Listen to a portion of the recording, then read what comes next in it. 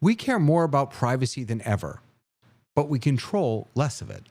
From AI assistants and smart cars to age checks and genetic data, technology can now predict, influence, and profit from information we never knowingly shared. Is privacy still about keeping secrets, or has it become a fight over power? That's what we're on tonight on The Rundown. Let's get into it.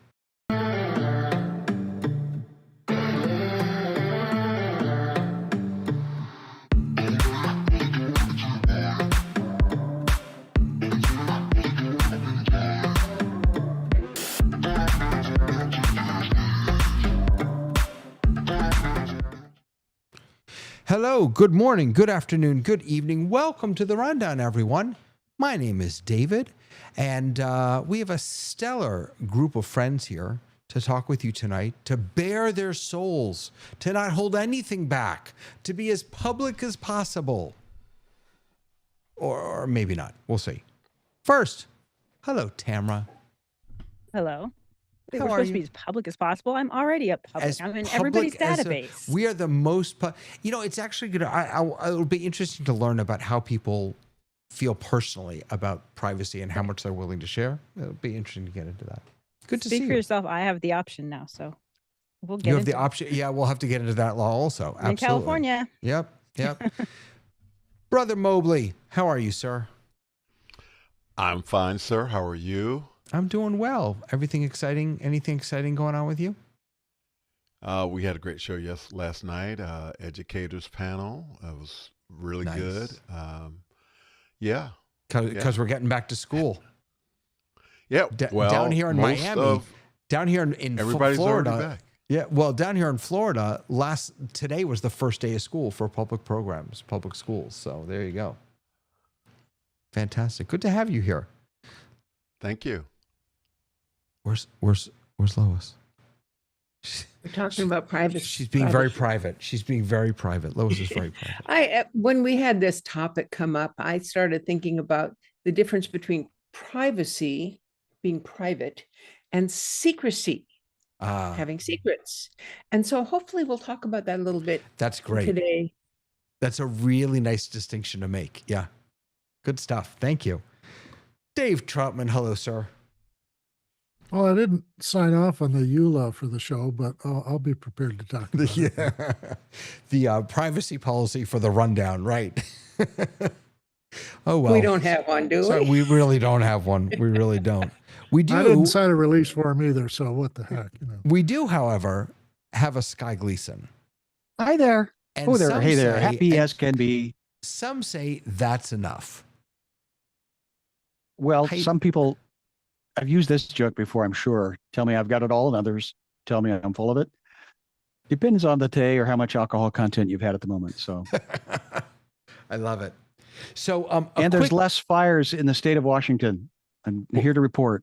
Well, Here to that's a good report thing. less fires, but Thank God. it's still not, air is still not clear. And there are many, many people that we need to keep in our hopes and prayers because fire can do damage and take your house in minutes. And many lost their houses in Spokane. Seems like there are too many times that we have to keep people in our thoughts and prayers. But yes, for what we sure. do. For sure. That is what we do. Just a quick technical note for folks. So some of you know that we started using a tool last week or the week before, something like that. So we've rebuilt it, and it could implode the entire show. So just fair warning that, this is office hours. We're all about testing and trying new things. So we're trying a new thing. And if it all goes to crap, I apologize ahead of time. But nonetheless, we've got some news. So Mark Zuckerberg, let me change back to this view here. Mark Zuckerberg wrote a manifesto. I think he likes writing manifestos. They He all likes like writing- writing manifestos. I guess so. These 60-page whatevers. It was his vision of what he said artificial intelligence can do for the world. And I think that the main takeaway from this is that, and it was not just words, by the way, it was followed up by actions, is that Zuckerberg feels like we should blow the doors open on AI. We should make sure the most number of people have access to it, and that it shouldn't be controlled by just a few. What he followed up with was they immediately released a open source model that people could use and do whatever they wanted with. He writes, everyone will soon have invention superpowers. And of course, the pushback on this from, I think, many people would be that he has not really reckoned with all of the risks that come along with AI. But I don't know. I guess I have two questions. The first is, do you find yourself agreeing with Zuckerberg here that we should be more open about it? The second question is Zuckerberg someone that we should be listening to about this? We ahead. should listen to everybody about it. I mean, it just because a person has a certain situation doesn't mean you shouldn't listen to what they say. Now, whether you believe it or not, that's a different question. There are some people in the world who talk a lot that I don't believe, but I think he knows what he's talking about, and I would be happy for the most people to have access. And the risks aren't going to get any greater just because more people have access. It just means that you will have the ability to do creation as well. Tamara. It feels a little bit like water's wet is that kind of conversation it is, because one, I 100% agree that people should have access and that we should completely be cognizant of the fact that we really don't want something that has like 4 people in charge and the rest of us kind of fiddling to get to gather steam and figure it out. The one thing that occurred to me was, much like Google, Mark Zuckerberg has made a literal business model off of pretending to give you something for free and then finding ways to make money off of you. And Google's in the same position, right? Because Google's free, Gmail's free, but it's not free. We're the product. So I think that his manifesto is, yes, of course, I agree with that. But I think that he's in the position uniquely in the same way that Google is, that Anthropic and OpenAI are not, to say, yeah, you know what, we should give it away for free because his business model has worked in the past. And so he has probably done projections and modeling of a business model that says, sure, give it for free and we'll find a way to make money off of it. So it's not that I don't disagree with him, but I find myself not feeling like all of these manifestos are altruistic, no matter who says them. And I don't want to doubt people, and I don't want to go through my life feeling like, where's the other shoe? But given past things, he just also let go of like thousands of people because of AI. So it's hard to kind of go, gosh, thank you for saying the thing out loud that we've all been thinking, Mark. Sky, go ahead. Well, the first thought that came to mind was the origin of something is always interesting. And is that going to be the cause and effect of future choices and decisions that are going to be made? And the thought that came to mind is Silicon Valley is an aura of go fast and break things, because that was the VC concept of how money was being thrown at things so that it would hurry up and either make billions of dollars, be the first to market, and crush everybody else that would never be able to reach, the market share. Or so is also the thought that Tamara, you just brought up. Mark doesn't do this on his own anymore. Now, while he is the spokesperson for the entire company, I would assume, like Walt Disney, he did not paint every cell of a feature film, but he was in charge and made the focus and made the drive of things. But that there are other people inside this. Uh-oh. We uh-oh'd. Something. I hate it when that happens. You froze. You're good. Go ahead. That's me. That's on me. It's okay. Yeah. Go ahead. Continue. Finish What your were you thought. saying? Well, that was it. No, what the fact that he's not doing this alone. Mark is not doing this alone. Did we get to that part? Yes. Yep. Okay. Well, and that was my two things, Yeah. that hurry up and break things, and that he's not doing it alone. So those are my insights in this conversation. Yeah. Tony, go for it. Yeah, I just think that we are just beta testers, and in some instances alpha testers, and it's really just I think just shaking out things and just seeing how good things can work. And I guess the other piece for me is that as we were thinking about this topic tonight, and I was playing with our new interface and stuff, one of the things that occurred to me is that what they're letting us play with right now is not what is actually available to them to share, but they're sharing this with us, and I am admittedly all in and love testing, trying things out and all of that. But I think that there is, and I think this is what Mark is really sort of leaning into. There is stuff out there that is really, really advanced. And I think for whatever reason, he wants us to be able to test and play with that stuff too. And I think that that's kind of what's behind some of the things that he's doing.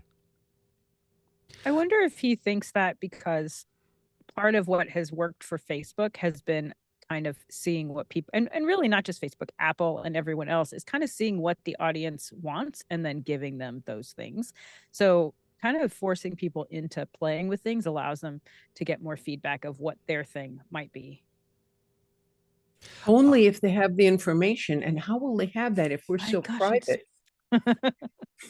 Yeah, one of the things, Lois, that I've been following these stories about these robots that they're putting robots in your homes. People who are opting in, putting robots in your homes, and the only job that the robot is doing is collecting data, is watching you do things and trying to do and that whole process of just data collection, gathering information. In many ways, I agree with you, Tamara. Facebook, they want to see how people are going to use things, but well, 10 years ago, we would have never thought about putting a corporate camera in our living room until Xbox came along and said, oh, well, you want to play with the game? Here, let's give you a game console and put a $300 camera that was its entire purpose was to take your information back to the data center. Yeah. And if that's what you wanted to do, but then you were also giving it all this other ancillary information. But we've been doing that for years. You put a cable box in your room, in your house, and that's also giving lots of information back. What? Sure. How many people were Nielsen families?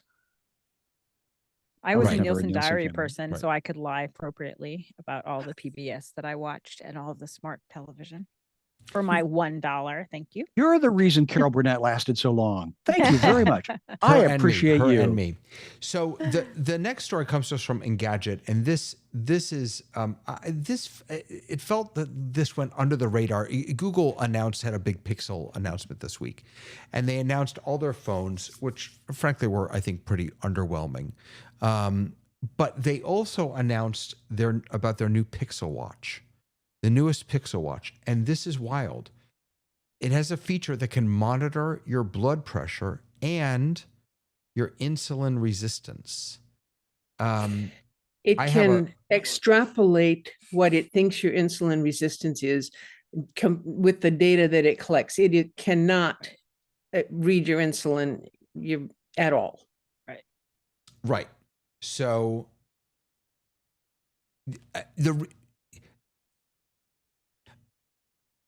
I don't know enough about type 1 diabetes to know what is the gap between the two things that you just said, Lois, right? What's the gap between actually reading it and but let me just finish extrapolating. What I can tell you is that I have a student, a first grader who's starting here, and she has to have a nurse full time on our staff because she was just diagnosed with type 1 diabetes.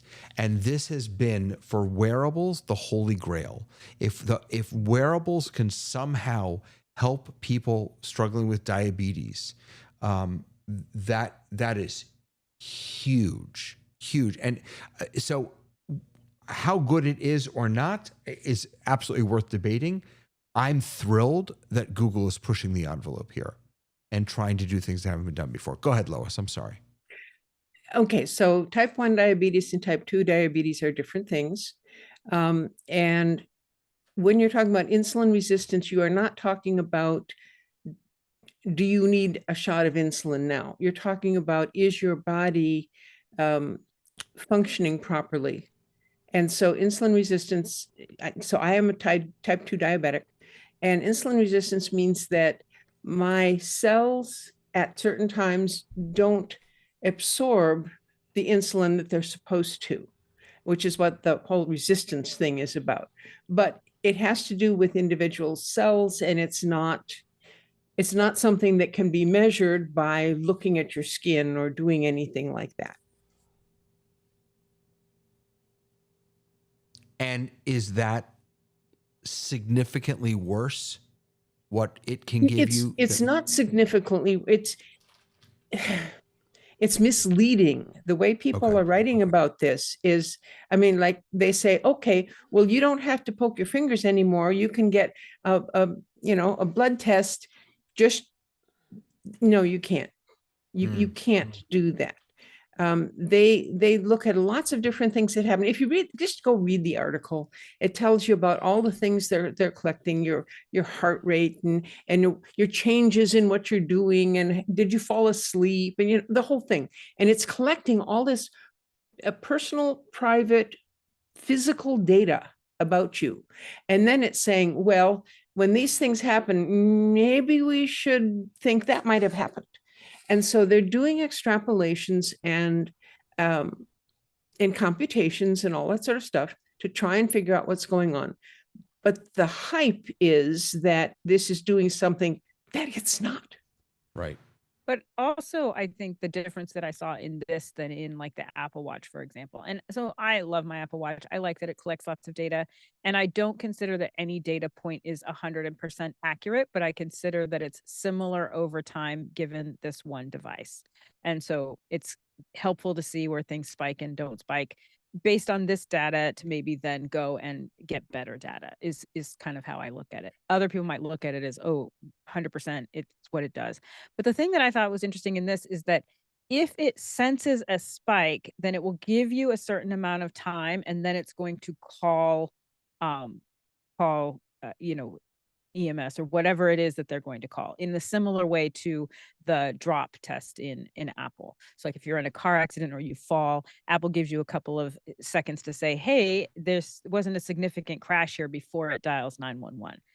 This feels like it's not as accurate as a fall. And so that's kind of interesting to me, because the Apple doesn't do that. In other cases, it will alert me if I'm outside of one of those ranges or outside of my norm, because my norm may not be, the best ranges. It's really what my norm is what it bases it on. So I thought that was very interesting. Also, reminder, we're about 3 weeks away from hearing what the new Apple Watches are going to do, or a couple weeks away from that. So I think that health in you think they're going to announce anything big there? I don't think so. I think that I do think that they've been close in the last couple of times.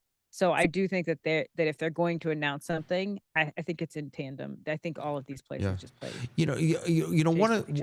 Another way to maybe think about this, the difference between Lois, what you were describing and what this can do is that because this looks at trends, this isn't about diagnosing in the moment, but it can be about helping us change our overall health. Dahlia is writing in the chat that she lives by her Aura Ring. Now, it doesn't diagnose anything, but it absolutely gives her helpful feedback on trends in her life about how she's sleeping and her steps and everything else. And that's not new. We've had that for a while, but to really be able to embrace that data and be able to use it to better your life, I think is really powerful. Sky, go ahead. Well, and that's where Tamara just brought out the concept of trust, and that you said you're getting information, but it may not be 100% accurate. And I think we have been grown up as a species that any product we have should have 100% accuracy. But now I reflect back to Tony's point, we are now in the land of alpha, pre-beta. I mean, we are the lab rats of a whole new, product line, information product. And I think that's a different cultural norm, that we are still treating AI like a search engine. And we had to slap each other several times in the last 8 months to, no, stop thinking that way. Do it the new tool way. Yeah. Tony, go ahead. Mm-hmm. So I'm just going to hold this up. And I don't know if you guys can see it. But anyway, that's my readings from my Dexcom G7, which is right in my left arm. And it's giving me my glucose level right now. And it is much more beneficial to me than pricking my finger every day. And so it's good for 10 days.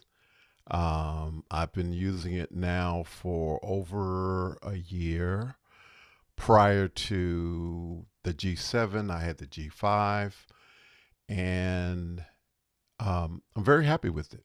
It's very accurate. But as far as taking on the Google forgive device, forgive my ignorance, that is stuck in your arm, like that's a needle in your arm, right? Yeah. Yes. It's yes. something that is blood. Okay. Yeah. It's blood. Yeah. So it's my first step toward bionics, and Congratulations. and I wanted to say that Google will have to really, really step up in order for me to give up my Apple Watch, because I've shared with you guys, I've fallen a couple of times, and immediately, the alert went out and that I had fallen, and the watches asked me, do I need help? Do you want us to call 911? I mean, I think it's the best thing since sliced bread. And if you have an elderly relative or friend or family, I would recommend right now, even if you don't get the latest and the greatest, get an Apple Watch for their protection.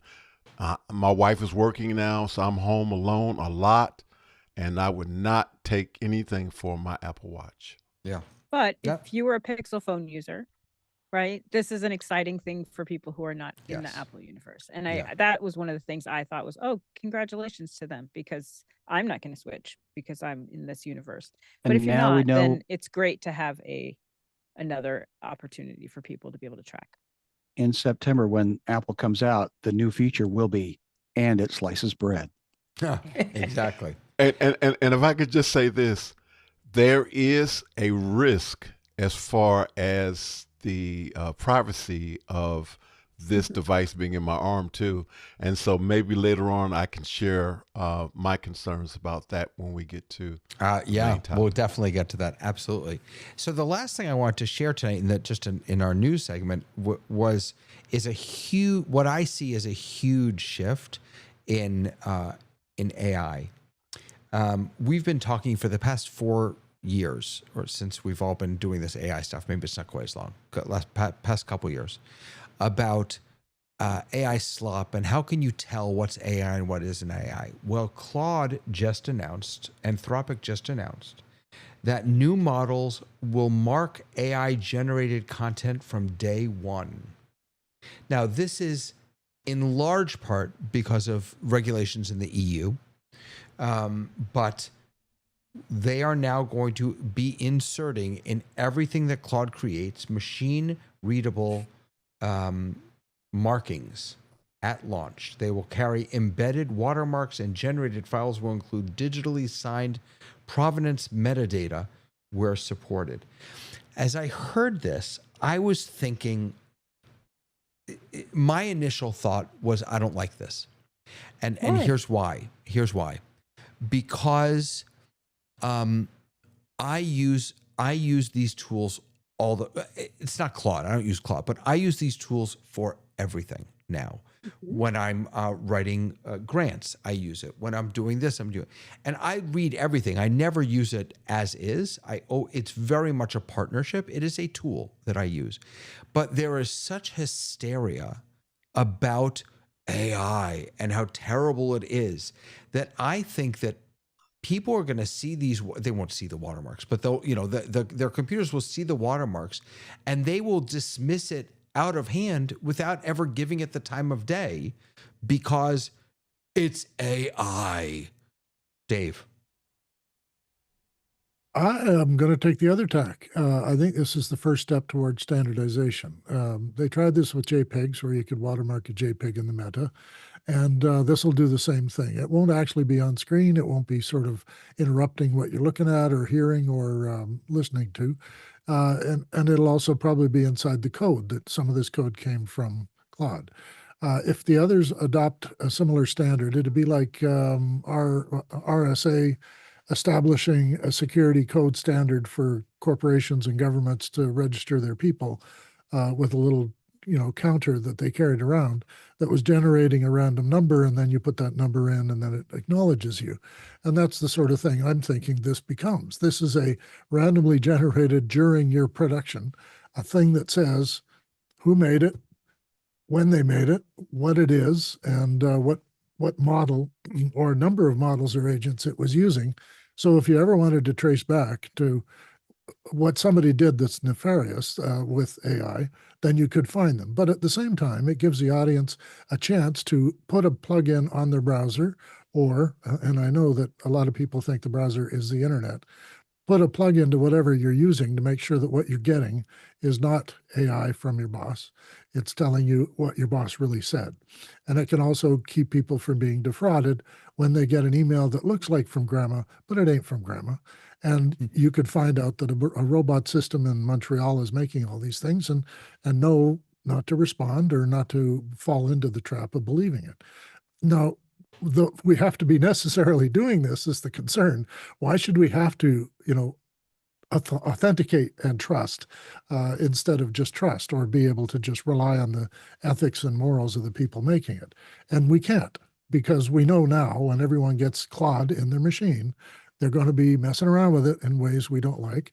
And maybe this is also, as much as we're all talking about tracking and privacy today, it'll be a private way of everyone knowing that if they want to get the metadata back, and it's embedded so you wouldn't be able to take it out, and it would tell you what you need to know about whether it's real or not. So I'm for it. What John Wallace just said in the chat, this is crazy. The first removal tool for this new feature just hit GitHub. That's wild. An arms race has begun. Yes. That is wild. Tamara, go ahead. So I was originally going to talk about all of the people who are triggered by all things AI that you brought up, but I'm not going to do that because I think that's an entire episode that we could spend hours and hours on. I don't know if you knew this but I didn't know this. It's been doing this for a while. So for example, if you were to write code in ChatGPT, it's already tagged behind the scenes. And if you take that code and you put it into Claude and you say, hey, Claude, can you do this? After a while, it basically says, yeah, tell your other AI this.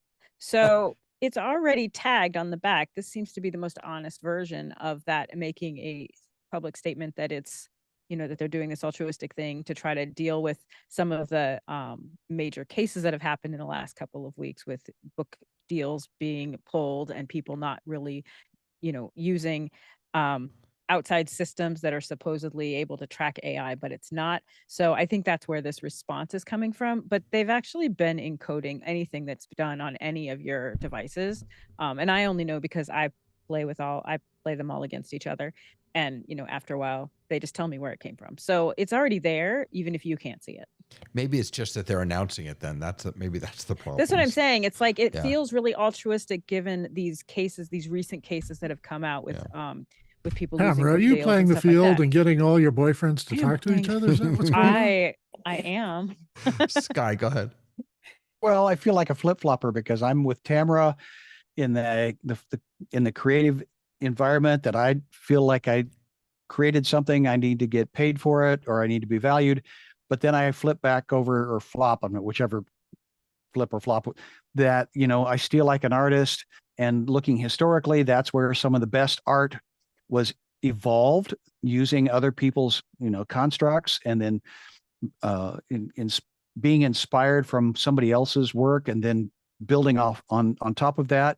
And then of course, when it became monetized rather than, just you are a creative and that's what you're here to do on this planet, and the world will support you.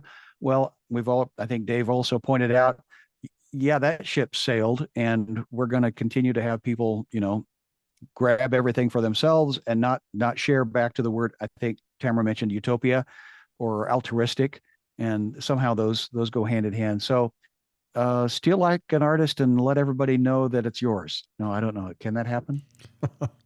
Lois, go ahead.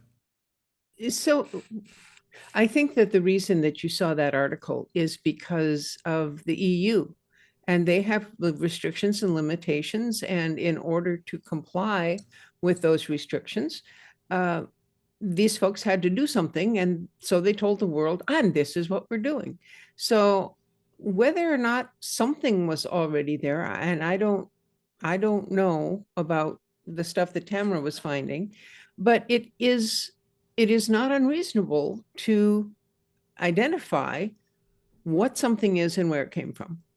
If you go to my Flickr account and you look at my photos and you look at the details of it, it will tell you exactly where I took that picture and what day it was done and what camera I used. And all that information is in there. You won't see it in the photograph, but the information is tagged to the site, to the image. And having a tag like that, a metadata tag that says, and this was generated by AI, I think is perfectly good. Yeah. All right. So, Sky, do you want to say something? Well, I did. Because we are now experimenting. You set the bar really low, and the whole thing may be flushed by the time we get, to the quarter hour. So you're setting the bar expectation. We are working inside an app that you have been working on and reinventing and reinventing. Now, could you sell this? Maybe. Would then you have to support it? And what would be the expectations of your consumers? We've had that conversation again, but I'm kind of giddy that we are developing from other people's ideas. I'm kind of giddy that you are using other people's construct and constructive criticism and moving this product forward, a product, service, tool, which I don't know. This is, I think, part of our conundrum and why I like this experience every week, because we kind of don't play by the rules, but we're still trying to figure the rules out. We are indeed. Lois, did you want to jump back in? Oh no, I'm waiting for privacy. Oh, she's waiting for privacy. Okay. We're ready. I want to be on the first on the privacy, you see. All right. So let's talk privacy. So I'm going to share something very embarrassing that happened to me as a way of opening this. Yes. Today is Thursday. So Tuesday night, I was here in my office. It was 5:45, and I got a phone call. And it was Citibank fraud department. And they said that, and I have had a Citibank credit card. I don't currently have one. And they said that someone opened a credit card in my name and used it tried to use it to purchase illegal firearms. I got very, very nervous. So I stayed on the call and listened to them. And then they told me that they had to connect me with the FBI because this, now that I'm saying it out loud, I'm laughing, but because this was a criminal, not my criminal act, but it was a criminal act. So they transfer me to the New York Bureau of the FBI, and I'm on the phone with them. The woman tells me that she could take a sworn statement from me so that she can, take care of this, and sends me a Signal invitation. So I jump on Signal, which I happen to know the government has used. And I give a sworn statement. As a part of my sworn statement, I hold up my license, driver's license. There goes privacy for you. The whole thing was a scam. The whole thing was a scam. And they had me going for 45 minutes. I'm so embarrassed that I fell for it. So what happened after that is that it was a scramble for me to figure out, okay, what private information did I give them? Do they have that they can now use against me? The great news is I didn't give them my social security number. I was able to immediately freeze all my credit, and I froze all my credit cards, but even without me being an idiot and holding my license up for some scammers, they started out with a ton of information about me. Yep. And I gave them just a little bit more. So my question now is, and it which really they goes may have to, already had, by the way. They may have. So. My question now, and this goes to precisely what you were saying before, Lois, which is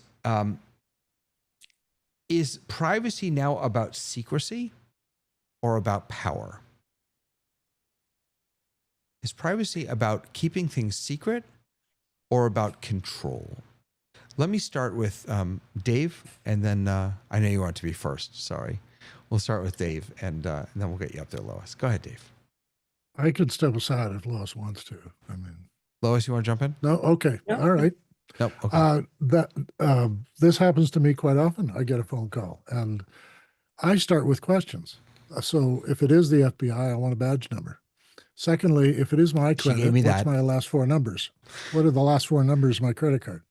Right. She gave me that. And I've done this quite a few times. She gave you that? Okay. Yeah, but it wasn't my card. It was a card that someone else had opened in my name. So she actually gave me the full 16 digits, which as an idiot, like no one ever gives the full 16 digit, but she showed me her badge. But do you have the same you don't have that card, right? No, I don't. So I had no way of. So you're just agreeing that those are the numbers, right?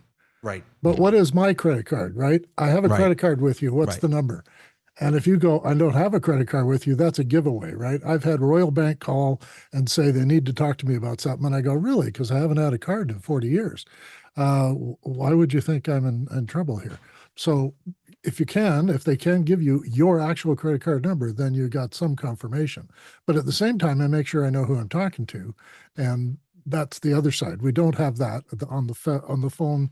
You can't tell by the number. You can't tell by the MAC number on the machinery. So you are up a creek if you don't ask the right questions. And I get to about 3 or 4 questions before the person hangs up, and then I know it's fraudulent. But I just sit there trying to invent questions that I could ask, because if they're telling me they know all about me, then there's some things about me only I know and my wife knows. And then if they were one person like my insurance company or something telling me that there's some fraud going on, well, that's great. Let's see what's going on. Tell me this, tell me that. And if they do have all that stuff, then I'd have to verify it. And my dad was in the habit of putting the phone down and then just going back to watching TV. That's awesome. After 45 minutes, that's what I did. I said, okay, we're done. And I turned the video off, and then I let them hang up. You guys are like way more ambitious than I am. I got Citibank this week and I let it go to the Apple checking, and it shows up as it on my screen that Citibank is calling. I'm like, I don't know anything in Citibank. And then it literally hung up and they never. Vic, I'm sorry, but that's Vic. That's exactly. Hold on while I conference in my local FBI field. That's almost exactly what they said. If anyone wants to know when I knew it was a fraud, I'll tell you later offline. We don't have to do it now. Lois, go ahead. So, so I have been active in teaching seniors a lot of things in my community. And one of the first things I say is if you get any phone call, email, or any other communication coming to you from them, you didn't initiate it, they initiated it to you. My bank is calling? Oh, well, thank you for alerting that to me. I'll get right on it, hang up. Call the bank. You have the number on your statements. You should have all of the numbers of your companies that you're doing business with on your phone or in your somewhere. You've got something. And then you call your bank and say, "Hi, bank, were you trying to get to me about something? Or was there this problem happening? Or, is you call the energy company and is there a problem with my electricity?" Whatever it is, you never, ever interact with the people who are calling you cold. And the thing is, sometimes there will in fact have been a bank problem. And they will always say, "Wonderful, call right back." And when I do, if there is a problem, they're happy that I told them to go away. So it's the safest thing that I can encourage anyone to do. I need to take one of your classes. In so many ways, the questions about privacy is now the question isn't what do they know about me or who knows something about me. It's how can they use what they know about me to influence, to investigate, or to profit off of me. Sky, go And ahead. that has nothing to do with privacy. That has to do with identity theft and criminality and all that other stuff. Yes, and I don't want to get stuck here. I just it was yeah. Go ahead, Sky. Oh, it's a great start. It's a great start. We watched it happen live with Madeline Smithberg. It was amazing, horrible, horrifying, all in the same sentence, and that we could hear on a speakerphone the people talking in the background, and initially it sounded all accurate, and then it became just a con game. And the thought that came to mind when you were talking, Paskin, was, buyer beware, but you haven't even bought anything. The other thought that bubbles to mind is locks are only for honest people. If people want your value, whatever that is, they're going to find a way to get it. So that, Lois, that you are helping educate, be critical thinkers, be smart consumers. If we are going to live in today's society, I think of Tony, it's like, well, it shouldn't be that way. Yeah. But again, that's the world that we live in. Maybe we lived in a different time in history, in a different location, but this is the now. So is it wrong? I would believe it is. Yeah. Tony.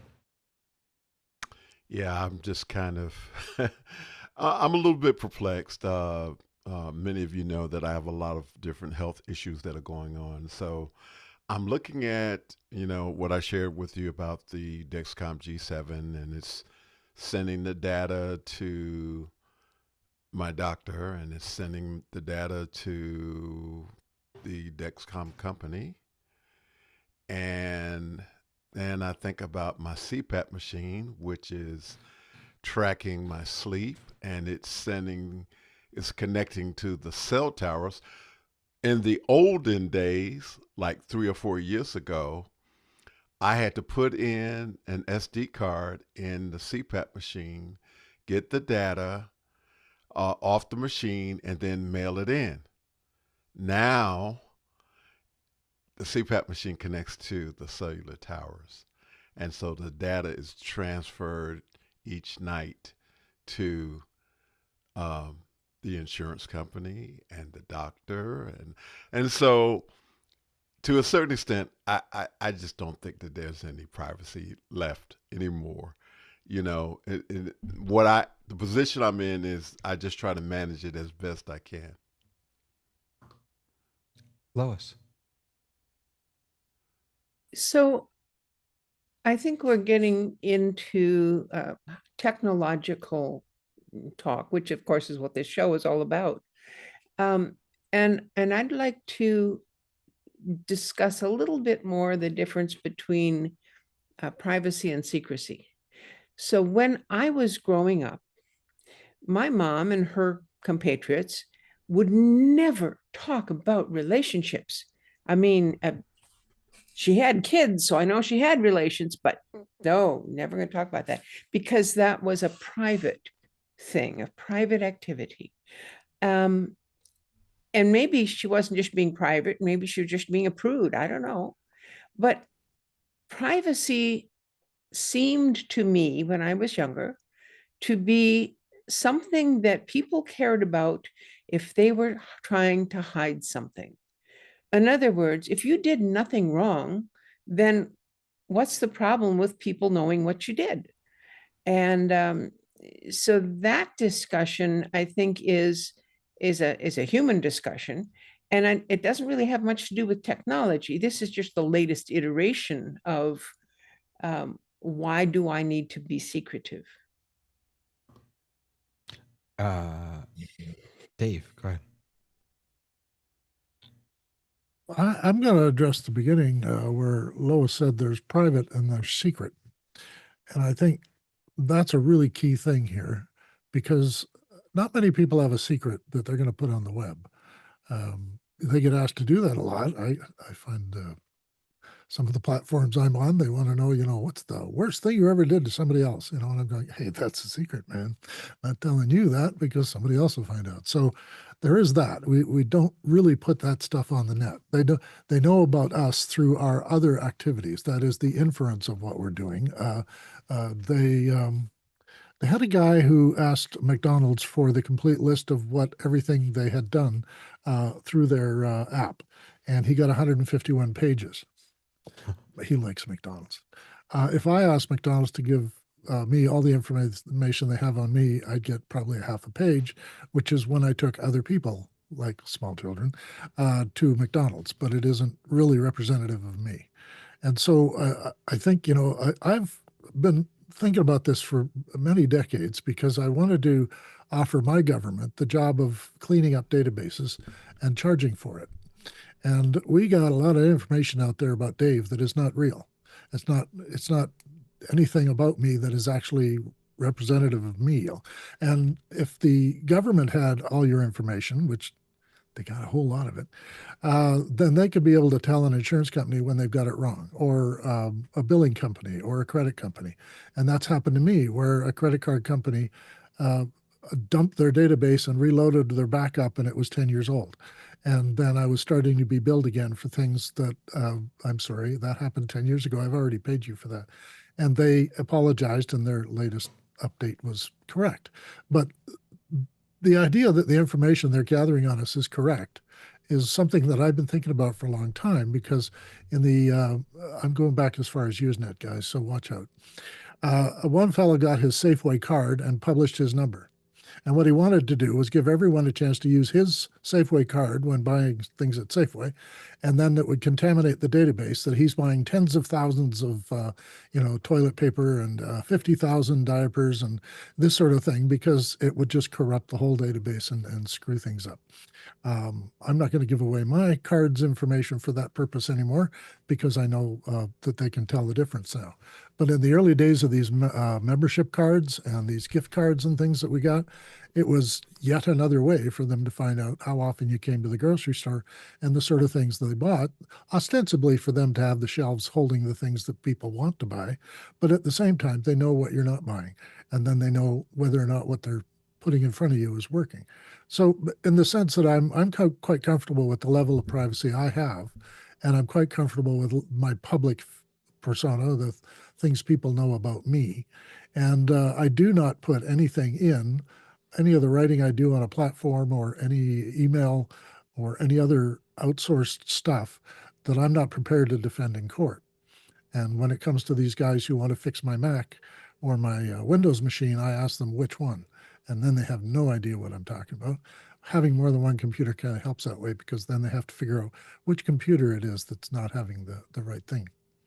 So I just wanted to go to the personal, private, public, and in professional versus trade secret, right? I have a few trade secrets, and I've worked for the government and the Defense Department, and I'm actually not allowed to tell anybody exactly what I did. So that's part of what comes with the territory. but also the government is the one who knows what I did, and nobody else has a clue. And now you have to kill us? Sorry. Yes, I Right. have to kill I you. didn't now, want to know killing you. that. Yeah. Thanks, Dave. Exactly. Thanks. Same thing if Lois, you go walk ahead. into the door at Netflix. Go ahead, Lois. Okay, so I think one of the things that when we talk about privacy, that we need to talk about generations, about the ages of people. As people grew up, they learned what should be private, what should be public, what, you learn this from your family and all this other stuff. Then you learn it from TV, and I think that folks who are 20 years old today don't have any any they're not at all the same as when I was 20 years old and what I thought about privacy. Because I don't think I don't think there is privacy for a 20-year-old. I think they have grown up with all of their stuff being public, which has caused some problems too. But so there's a difference between us and them. Tamara. I think that's true to a degree, but like my nephews coming up, one is 21 and one is 18. They were very clear with my sister that we don't want you to release photos of us. Like they were in 6th grade.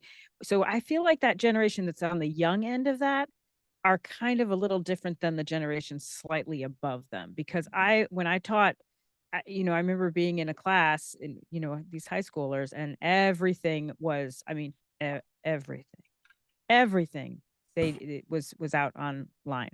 And teachers would be like, did you see this? I'm like, well, I shouldn't be seeing that. Like that's not okay. But I do feel like the younger the generation, the alphas and the tail end of these kids who are 18, 19, I do think they have a different relationship with it.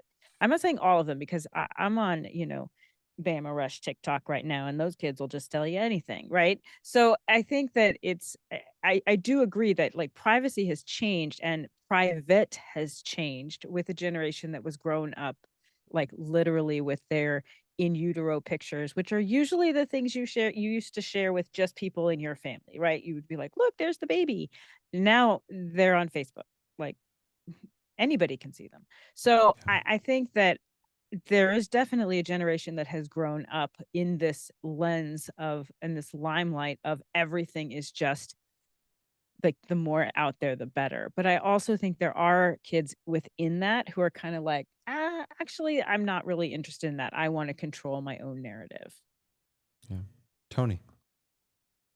I think I don't think it's just young people that share a whole lot of information, but I think that really not so much even goes back to their surface level understanding of themselves in terms of the things that they share. I think it goes back to, again, this need for interaction and contact and relationship, and the things that we are, even though the world is much smaller, I think personal interaction and relationships are suffering even in this digital age, and that there are very few authentic interactions, and that's why some people feel that it's necessary to share every single thing, because that is their way of relating to another person, even though they may not know that person, even though they may not even know if that person is what it appears to be. And also they Sky. can get validation, right? They're feeling validation in a way where my story going to Target having a bad experience was never a really big deal. It was something I might blow steam off with the family. But if this is our new way of getting validation, and I think we've all been privy to that at some point, where it's like more likes, you post something, you're like, what did someone think about that? There's that certain validation that you get, even if you're smart about your story, even if you're smart about it, there's kind of, it's a little bit of an addiction, right? And so for people who are not feeling seen and heard, these mediums are allowing them to be seen, heard. People are interacting with them. They are like, relating to them, which I think for a lot of cases, that's not happening in real life, which goes back to what Tony's saying and what we've said over and over again, which is we need to double down on being human. And therein lies the paradox from the show title, for me at least, is that, on the one hand, these tools allow people to be seen. On the other hand, or at the same time, some of us don't want to be seen quite so much. Or we don't want all of us to be seen, or we only want certain pieces of us to be seen. I met with a company last week to they deal with compliance in SOC 2, which apparently is the industry standard for privacy compliance in B2B, in business to business. So I met with this company, and they were evaluating an app that I had built and a site that I had made. And thank goodness both were good. They're not SOC 2 compliant yet, because that's a high bar, but they were very good. We happened to look at a third site that I'm associated with, and that one was using Google Analytics to leave cookies on your browser, on your computer, which is not. And there was no indication on the site that was happening. Never would have even thought about that Google Analytics is invading people's privacy, and that we have an obligation to tell them that we are tracking you in a certain way. Sky, go ahead. This is true confessions night. This is better than Dave's got a problem. Oh my gosh. I'm just, again, I came back from a 50th high school reunion. These were all people in their 17, 18, 19-year-old humans 50 years ago. And how did we want to be identified? We didn't even know the word self-identification. We were just trying to, be cool was the phrase. And long before rad was even a phrase. And so as I look at this lifestyle that Lois talks about, we are a people of a certain age, and that I remember my son and daughter both that are now in their 30s saying, yeah, we don't care about the things that you care about, those things, those shibboleths, those things that I was ready to fight for, because that's what I was taught by my parent, by my people group, by my circle of acquaintances that I was trying to stay in connection with. And so where I guess I'm trying to find my words are, I think the world got flat. And now with technology exponentially going faster than analog ever thought about, the world is different. And this is the world today. So are we here to validate our anxieties, or are we here to explore and experiment how as humans we can live and love each other in this new universe? That's my constant challenge. And I love the paradox of it, because both are true at the same time. Sure. And neither good nor bad, unless you are making a living off of one or the other, and then you're going to defend something. Those are my thoughts. ChatGPT just today announced a new feature called Computer History. So if you have the app installed on your Mac, you can turn on plugins like Browser, where it will have its own browser. You can turn on Computer, so it can access local files on your computer. Super helpful.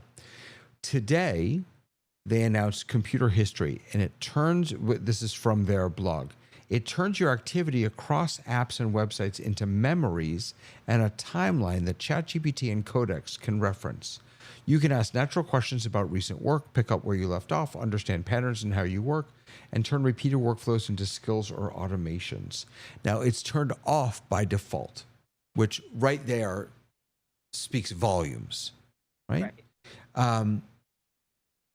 Computer History. That's the lawyers talking. That's the lawyers Doesn't saying, that "Oh yeah, sound so right, nice though." right." The EU's going to crawl right up your skirt on that one. Yep.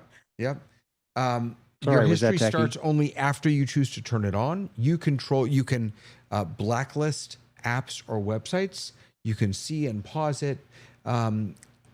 This is one of those things that if you're willing to give up that privacy, boy, is it going to help you get work done. And is it staying on your computer, or is it sending it to the mothership? That's an excellent question. I have to believe it's sending it to the mothership because in order to use it, well, maybe I'm wrong about that. Once upon a time when I worked in video editing, the video editing tool, while it was on a standardized, CPU, was an island. For the longest time, we would never think about putting it on the internet because at that time, the virus, and then if your tool goes down, time is money. And so there was a reason that you had things isolated, cordoned off, sanctioned. So this is where Troutman comes in and says, and then the interactivity of the interconnectedness was more valuable than being an island. So what does that mean, Troutman, in your land of broadcast and technology? Well, I'm aware that everything I do on my computer has a log. I don't know if you've ever had a chance to go look at it, but it's telling you every app you launch, what time you launched it, and what code and fragment of memory it's using. And this is used by, your usual Apple genius to look into your back end and see what you were doing when you had that problem, and then see where the locations are and what to start looking for. And the log is quite large. There are crons that you can put on Unix to clear your log on a monthly basis, but I don't know where chat is getting its information about what's on your computer. And it may only be related to the sort of surface that it's watching what you're doing right now at the screen level. But a lot of what's going on in the background, and my machine, I've got almost 1,000 threads running, and they're all doing different things while you and I are talking. So I see a usefulness in being able to do my, history of my computer, but I'm not buying it actually. I'm thinking if chat was on my machine, it would have a very short log to check out. So here's what it says. It's a computer history creates an interaction event stream from allowed apps and websites. Events can include clicks, typing, keyboard shortcuts, app switches, and context that macOS exposes through its accessibility system. Computer history periodically turns these events into text summaries and local memory files. So that's the answer to your question, Lois. Yeah. Computer history does not capture screenshots, screen recordings, microphone input, or system audio. Private mode web browsing activity is never included. So basically, it's gonna. Those are already protected. Yeah. It's gonna summarize, and each item may show a title and text summary of the activity, what apps you used. A lot of the metadata stuff here, suggested skill or automation when ChatGPT identifies repeatable work. Yada, yada, yada. I also, Dave, thought that, I don't keep a lot on my computer. Everything that I have is up in the cloud, but you can, because it can also connect to Google Drive, you can say, hey, what doc was I working on yesterday when I left? And then it'll find it and open it up for you. Yeah. Well, the joke was that when corporations started putting those tracker, are you doing something on your computer, was that the people would leave little catnip and then they would leave for the morning, but the cat would continue to, paddle around on the keyboard to look like you're working. Yeah.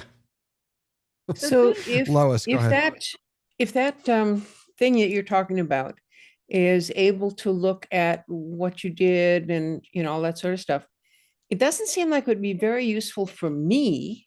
I mean, I know what I did it, but it might be useful for someone who can access your computer and find out about you by looking at what you've done in your history and that sort of thing. So I'm curious as to how third parties are going to use, or second parties even, are going to use this. Anyway, I think that's a little bit over my head. It's not something I'm going to work on. But I do want to come back to David Paskin's first question. Are we talking privacy as secrets or privacy as power? And the public, the making public of what you think is private isn't actually, how shall I put that? It's less about I posted something on Facebook, and it's more about your cookies are tracking where I'm going and what I'm doing and what I'm seeing, and you're reporting it to somebody else.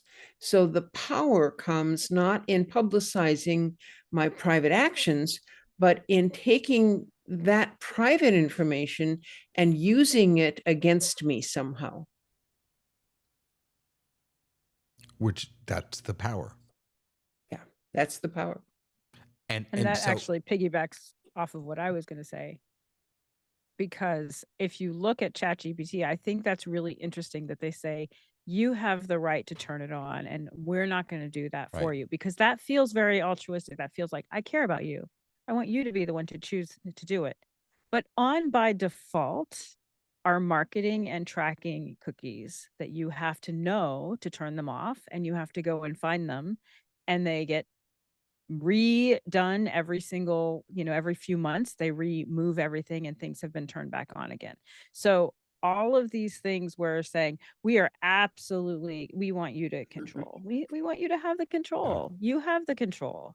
And then to also have cookies in the background that I love the phrasing, because it says that will help us market better to you. Like that.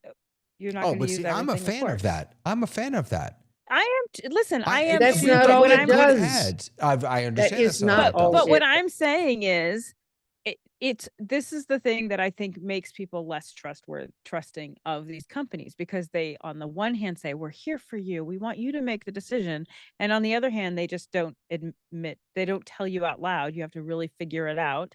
That they are by default have turned on. You're sharing your data, even if you pay $20 a month, because you think, oh, I'm paying, so therefore I do not have this problem. But you really have to go through all of those settings. Do you all recall the story of the military folks, the U.S. military folks, who were exercising in a certain place, and they were wearing their watches or their phones, or they were counting their steps or whatever, and that information was able to be extracted and sent to an adversary who then knew where our military was doing things. I don't know if you remember that story. It was a while ago. I didn't know that. But it was one of those things where I went, oh, wait a minute. If I've got a watch that's telling them where I am every instant, then who is getting that information? And, I'm a skeptic about that sort of thing. So follow the money, follow the power. Yeah. Tamara, it can also be used in good ways too, right? I made my point, but I was just going to say on this is that all of those things can be done for good too, right? Because now we can find our kids if they're absolutely. So that's the thing. It's like I'm leery when we blanket say absolutely not, never ever, in that kind of context. Well, it's also too late. It's too late to say that. I mean, listen, I'm an artist, so if they've got information on me, they know I'm not worthy of them trying to get money out of my bank account or Dave, anything else. Yeah, for many of us, the horses left the barn. Too bad. I was with Lois on this one. That I present to parents as well. Sometimes I'm asked to go out and talk to parents about video gaming, because my son does that, and video conferencing, which is, and we talk sometimes about privacy. And I took it upon myself to teach my son at an early age, when he was first using a mouse, to be aware of what information other people had on him and what he was telling people, and also what he was collecting about other people too, because he had information about his gamer friends and all the rest, and he'd tell me stories about them, and I'd think, yeah, I don't think he should have told you that. So there is a personal responsibility aspect to this. And along that lines, I installed an add-on to my browsers called Lightbeam. and I don't sell for Lightbeam, and I don't, don't have any affiliation with them, but it'll show you the constellation of third parties connected to a single website, and show you, in the case of one of mine, 54 different things are watching me while I'm on that site. And you can just be aware of it. You can't really block it or find out which of the cookies they're relaying from, but it does give you a scope of what you're doing. And if you think you're on a private mode, there's a privacy mode most of these browsers have, and then you launch Lightbeam and you find out, well, it's not really private. Google's following you all the way through, and Firefox is following you all the way through, and they still can do relay to give that information out if you read their privacy policies. But I I think in the sense that if we do take responsibility for it, it eventually works against them.